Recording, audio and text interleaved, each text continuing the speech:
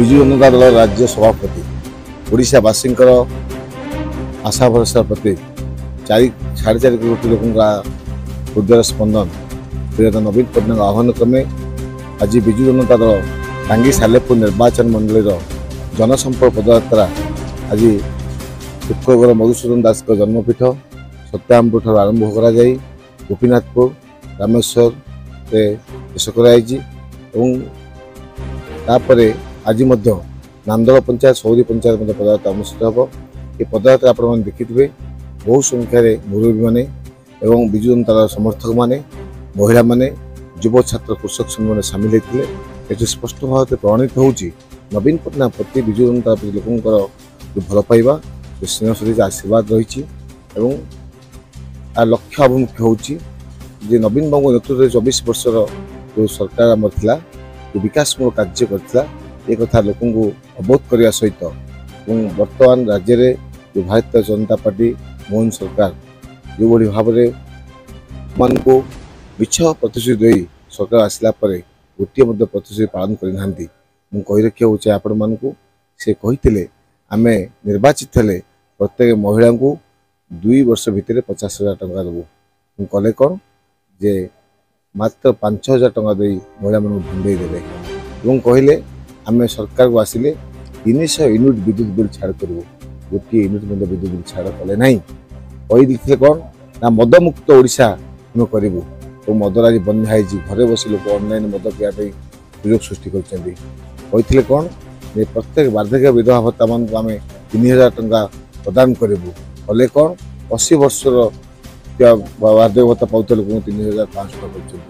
जो लोक मैंने आज प्रतारित होती ये समस्त कथा आज जनसाधारण को जनइबू अवगत करूँ मोहन सरकार विरुद्ध में आम टांगी सालेपुर निर्वाचन में जनसचेतना सृष्टि करूँ नवीन बाबू को जो अतीत दिन मान जो विकासमूलक कार्य अवगत करूँ कि विजु जनता दल अधिक संगठित सुदृढ़ हो। गोपीनाथपुर सरपंच श्रीमती दमयंती महंती जनसंपर्क पदयात्रा तो आमर सब वर्ष पर ए वर्ष होइथिला। प्रथम आमर प्रिय विधायक प्रशांत बेहरा सहित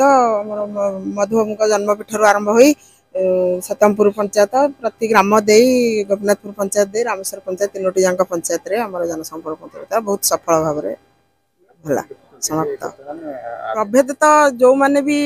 भूल करिसंती से माने भी अनुताप करचंती जाहाले भी आमर 24 वर्षर सरकार आमे लोक माने माने मिथ्या प्रतिश्रुति रे परिवर्तन होई भूली जाइथिले वर्तमान से अनुताप भी करचंती कहीं तांकर पूर्व काम तांकर सबु प्रकार उन्नतिमूलक धंदा को मन पकई समस्त भी अनुताप करचंती। नमस्कार मो ना विक्रम केशरी सामल मो 43 नंबर जोन जिला परिषद प्रतिनिधि। आज जनसंपर्क पदयात्रा अक्टोबर 2 रु स्टार्ट होमर सालेपुर निर्वाचन मंडल आज 43 नंबर जोन पाखापाखि सत्यमपुर स्टार्ट है जनसंपर्क पदयात्रा सत्यमपुर गोपीनाथपुर दे रामेश्वर आज शेष होती माधवानंद मंदिर पाखे यही जनसंपर्क पदयात्रा दीर्घ 24 वर्षर शासन काल माननीय मुख्यमंत्री जे आमर थिले नवीन पट्टनायक विजु जनता दल सुप्रीमो जे 4.5 कोटी ओडियांकर जे नेता तांकर 24 वर्ष काल भितर जो भल भल काम करिसंती लोक मानक सेवा करिसंती जहा जहा जनहितकर कार्यक्रम करिसंती ताकू लोक मानक पाखरे पुनर्बार पहुंचेबा एवं वर्तमान जो सरकार मोहन माझी सरकार तांको सरकार जो विफल ये जो दीर्घ जी दिन हम से सरकार आसिले जहाँ जहाँ से प्रतिश्रुति देइचंती जमती कि 300 यूनिट बिजुली मागणा दबा सुभद्रा योजनार समस्त को एनरोलमेंट करवा समस्त को 35,000 भत्ता प्रदान करवा जहाँ जहाँ से कमिटमेंट करते सबुजाक फेलुअर से होती ये संपर्क ये लोक मान संपर्क गढ़ी यही संदेश ये वार्ता लोक मान पाखे पहुंचेबा ये जनसंपर्क पदयात्रा मुख्य उद्देश्य आम आज प्रमाण करने चाहूँ जे ये जो मोहन सरकार अच्छा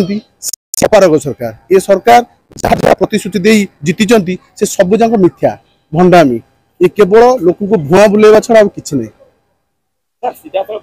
निश्चित भाव में भी गोटे गुरुत्वपूर्ण भूमिका अच्छी आमर संपर्क लोक मान पाखे लोक मान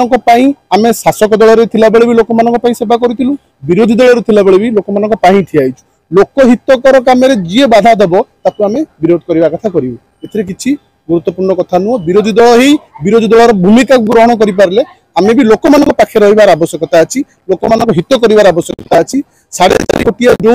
नेता को भरोसा करते जो विश्वास करते सी 24 वर्षर शासन काल भितर जहाँ जहाँ लोक ये सरकार ताठी विफल होता लोक मान पाखे पहुंचेगा आवश्यकता भी अच्छी।